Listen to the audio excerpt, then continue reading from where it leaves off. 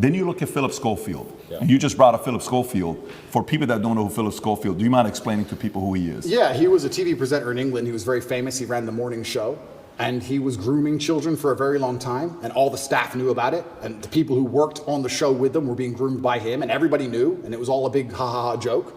And now he's come out saying, oh, please don't pick on me, I feel sad, and the media is saying, I'll leave the guy alone. He is, when you go look up his Wikipedia, it says he rose to prominence as children's BBC continuity presenter from 85 to 87.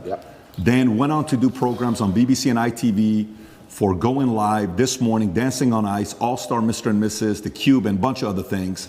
And they interview him, okay?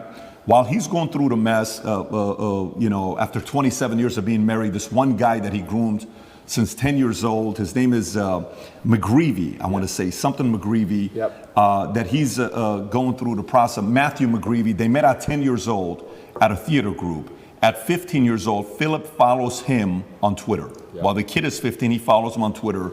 The guy celebrates it. Long story short, Ruth Langsford, they work together with. She files a complaint.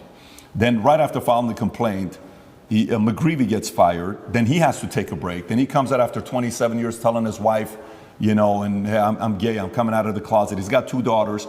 But there's a part of it where Matthew calls his wife and says, hey, your husband and I had an affair together when I was 19 the first time and 20 and all. Nobody knows if it was before or not. The interesting thing about him is his brother, Timothy Schofield, I don't know if you know about his brother. Oh, what, the one who's in jail for being a pedophile? Was convicted of 11 sexual offenses involving a child between October 2016 and 2019, including 2 sexual activity with a child. Here's how the interview started. First question, the guy asked him, he says, you've had quite a week.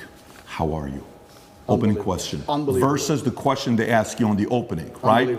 And then he turns around and says, the media's interest in the affair was motivated partly because of homophobia, alleging that an affair with a much younger woman would have not generated such a scandal. So he gets protected. And he says, all those people who write those stuff, do they ever think that there's actually a person on the other end, right? This is proven. By the way, this is the part where even when somebody's watching you and saying, why are they taking him to court? Maybe he did something.